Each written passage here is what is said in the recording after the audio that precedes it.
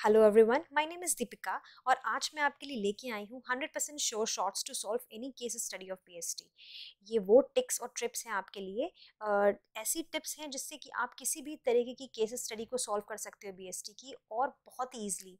तो सबसे पहले हमारे पास यहाँ पे इसकी जो मैंने बनाई हुई है टिप है इसकी, वो ये है कि read the questions of your case study first and then come on to your case study story. सबसे पहले आपको अपनी केस स्टडी के क्वेश्चंस रीड आउट करने हैं। देखिए, आपके पास केस स्टडी बहुत सारी आपको मिलेंगी, और जैसे कि हम जानते हैं 12 सीबीएसई में ये रूल है आपका कि बीएसटी का जितना भी आपका क्वेश्चंस जो बन के आते हैं आपके क्वेश्चन पेपर में, उसमें ज़्यादातर आपकी केस स्टडी होती है या हाई ऑर्डर थिंकिंग के क्वेश्चंस होते हैं। तो जैसे फॉर एग्जाम्पल ये मैंने केस स्टडी बनाई हुई है, आप ध्यान दीजिएगा। ये केस स्टडी है, आपको बिल्कुल नहीं पता ये केस स्टडी किस चीज़ के लिए है, बट हाँ, अगर मैं फर्स्ट वाले पॉइंट्स को कोरिलेट करती हूँ तो सबसे पहले इसका मतलब है कि मुझे इसके सिर्फ क्वेश्चंस देखने हैं। अब देखिए, यहाँ पे क्वेश्चन है, identify the marketing management philosophy being followed by the company and right any two features of it. अब मैंने ये इसके क्वेश्चंस देख लिए, ठीक, मुझे ध्यान में आ गया कि ये क्वेश्चंस इसी से ही रिलेटेड होगी, यानी कि मार्केटिंग मैनेजमेंट की फिलॉसफी पूछ रहा है ये। अब ये जब आप रीड आउट करोगे तो आपके दिमाग में इससे को रिलेटेड ही चीज़ें चलेंगी, क्योंकि जब आप केस स्टडी पढ़ते हो तो आपका जो दिमाग है वो 12 के 12 चैप्टर्स हैं आपके 12 सीबीएसई के बीएसटी की बुक में, आपका पार्ट ए पार्ट बी में, तो आपका दिमाग हर जगह दौड़ेगा। बट अगर आपने इसके क्वेश्चंस पढ़ लिए तो आप सिर्फ लिमिटेड ही सोचेंगे और लिमिटेड ही जगह पे आपका फोकस रहेगा, जिससे केस स्टडी आप बहुत ही ईजिली कर ले जाओगे। वरना अगर आप केस स्टडी में फंस गए तो बेटा, ये केस स्टडी में अगर आपका टाइम वेस्ट हुआ तो फिर वो आपके 5 मिनट 10 मिनट 15 मिनट ले जाएगी और आप केस स्टडी बिल्कुल सॉल्व नहीं कर पाओगे। तो ये सबसे पहली और सबसे इंपॉर्टेंट आपकी ट्रिक है इसको सॉल्व करने की, कि क्वेश्चंस को पहले आप एक सरसरी नज़र से देख लें जल्दी से कि क्वेश्चंस क्या कहने की कोशिश कर रहा है। सेकंड है, in 15 minutes of your reading time underline the keywords और the main points of your case study. अब जैसे आपको 15 मिनट्स मिलते हैं रीडिंग टाइम के, हर ये आपका बोर्ड का पैटर्न है कि बिफोर राइटिंग टाइम आपको 15 मिनट रीडिंग टाइम के मिलते हैं। उस टाइम पे आप उसके इंपॉर्टेंट पॉइंट्स पे क्या नाम अंडरलाइन कर सकते हो। जैसे मान लीजिए फॉर एग्जांपल, ये मेरे पास एक केस स्टडी है, beauty limited is a natural and ethical beauty brand. अब देखिए, ये चीज इसकी आपकी इंपॉर्टेंट है, तो आपने बोर्ड के क्वेश्चन पेपर में इसको अंडरलाइन कर ली, ठीक है। उसके बाद famous for offering organic beauty products, ये ऑर्गेनिक दे रही है, कोई केमिकल नहीं है, कुछ भी नहीं है, ठीक है। और ये दोनों के लिए है, मेन एंड विमेन। ये आप पेंसिल से अंडरलाइन कर सकते हो अपने बोर्ड के क्वेश्चन पेपर में। The company uses plant based on material for its product and is the number 1 beauty of the, ये beauty brand of the country.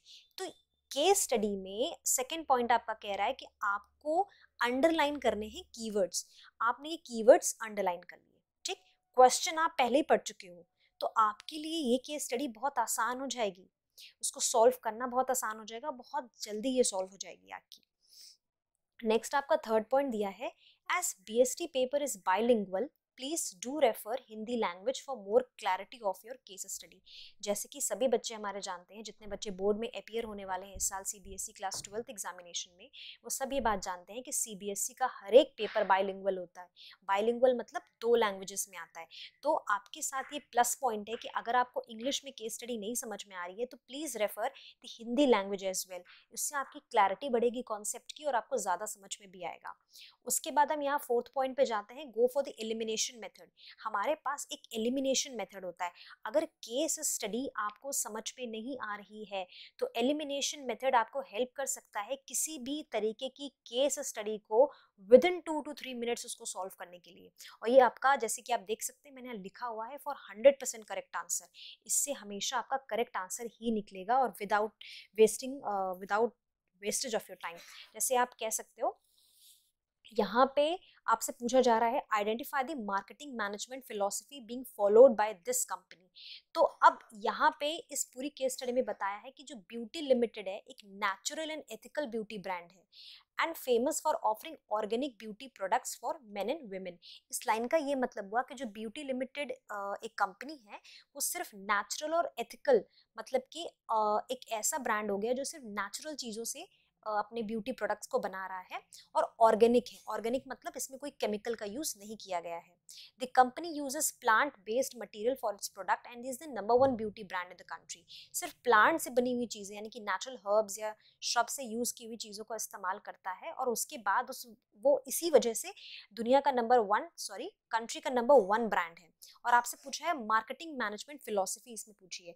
अब आपको पता है कि मार्केटिंग मैनेजमेंट फिलॉसफी जो है आपके पास 5 प्रकार की है, ठीक है। अब देखिए एलिमिनेशन मेथड आपसे यहाँ पे मैंने बोला है कि एलिमिनेशन मेथड से हमेशा 100% करेक्ट आंसर आता है। तो ये पूरा जो कॉन्सेप्ट है एलिमिनेशन मेथड का है। इतना सारा बोर्ड में तो कर नहीं पाएंगे, तो आप एक रफ पेज पे या अपने माइंड में भी ये कर सकते हो, क्विकली बहुत दिमाग में भी कर सकते हो कि आपके पास जैसे मार्केटिंग मैनेजमेंट फिलॉसफी 5 है। अब एलिमिनेशन मेथड में क्या है, जो अनसूटेबल होती है उनको हम काटते चले जाते हैं। देखिए पहला है प्रोडक्शन कॉन्सेप्ट, ये क्वांटिटी पे ध्यान देता है, बट यहाँ पे कहीं भी अगर आप ध्यान दें क्वांटिटी की बात हुई ही नहीं है कि कितना बेच रहा है या क्या बेच रहा है, तो ये कॉन्सेप्ट तो आपका कट हो गया, ठीक। नेक्स्ट आता है प्रोडक्ट, ये प्रोडक्ट की बात कर रहा है, ठीक है। अब ये हमारा हो सकता है क्योंकि प्रोडक्ट के फीचर्स इसमें बता रहा है और यहाँ पे प्रोडक्ट के फीचर्स भी हैं, ठीक है। फिर यहाँ बात कर रहा है, थर्ड है सेलिंग कॉन्सेप्ट, ये सिर्फ सेल्स इंक्रीमेंट में बोलता है, मतलब कि सेल्स आपकी बढ़नी चाहिए। यहाँ कहीं भी सेल्स की बात नहीं हुई, अगर आप ध्यान दें तो सिर्फ इतना बोल रहे कि नंबर 1 ब्यूटी ब्रांड है, पर बेच रहा है, कितना बेच रहा है उसकी बात नहीं हो रही, तो ये भी आपका नहीं होगा, ठीक। उसके बाद आप ध्यान दे सकते हैं कि मार्केटिंग कॉन्सेप्ट, कस्टमर की नीड पे ध्यान दिया गया है।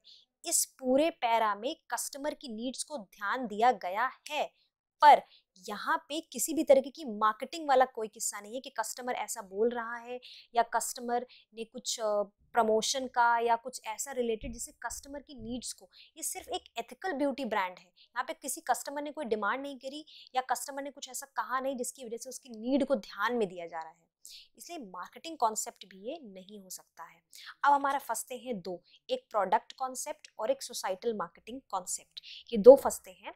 और अब ध्यान दीजिएगा ये क्या है, organic beauty products for men and women, organic है, कोई केमिकल यूज नहीं किया गया है, यानी कि ये सोसाइटी के लिए यूज किया गया है, उसके भलाई के लिए, ताकि उसको कोई हार्म ना पहुंचे। ऑर्गेनिक चीजें हमेशा ऐसी होती हैं जो फ्रेंडली होती हैं, आपकी स्किन फ्रेंडली या इको फ्रेंडली, या आप कह सकते हो जिसमें कोई केमिकल नहीं है, इसका मतलब कि ये बहुत ही आपकी वेलफेयर है सोसाइटी के लिए। तो प्रोडक्ट कॉन्सेप्ट तो नहीं होगा, यानी कि सोसाइटल मार्केटिंग कॉन्सेप्ट ही आपका आंसर है। तो इस केस स्टडी का आंसर था आपका सोसाइटल मार्केटिंग कॉन्सेप्ट, वेलफेयर हो रही सोसाइटी की, क्यों, क्योंकि यहाँ पे आपका नेचुरल प्रोडक्ट यूज किया जा रहा है, ऑर्गेनिक प्रोडक्ट। देखिए आपने पहले से अंडरलाइन किया हुआ था ये, इसलिए आपके लिए बहुत ईजी हो गया इस केस स्टडी को सॉल्व करना। तो ये आपकी ट्रिक्स थी और कुछ टिप्स थी किसी भी केस स्टडी को सॉल्व करने के लिए।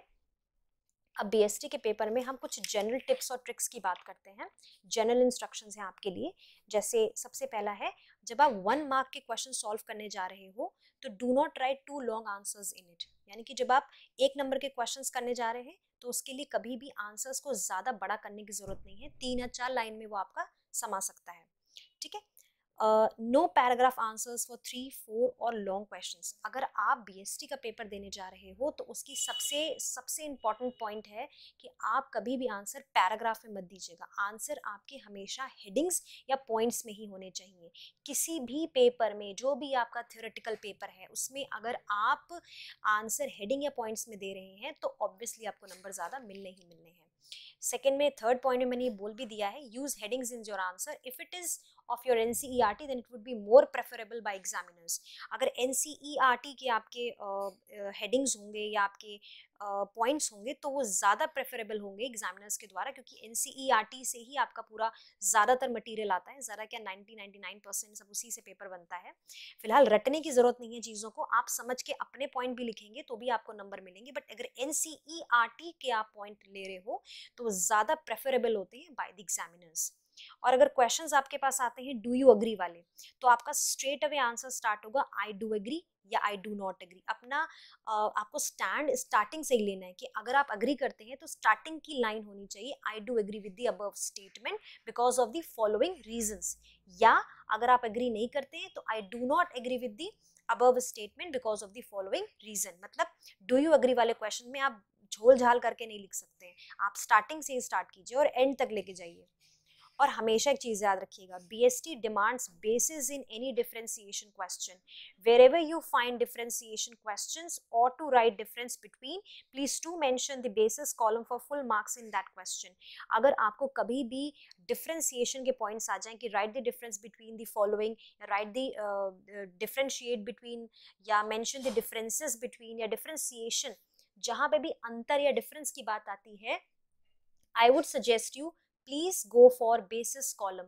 बेसिस का कॉलम जरूर बनाएं. अगर मान लीजिए आपको डिफरेंस लिखने को आ रहा है शेयर्स और डिबेंचर्स में, तो आपने एक कॉलम बनाया शेयर्स का, एक कॉलम बनाया डिबेंचर्स का, पर तीसरा सबसे पहला कॉलम बनेगा बेसिस का. तो बेसिस, शेयर्स और डिबेंचर्स, ये 3 कॉलम आपके बनने चाहिए.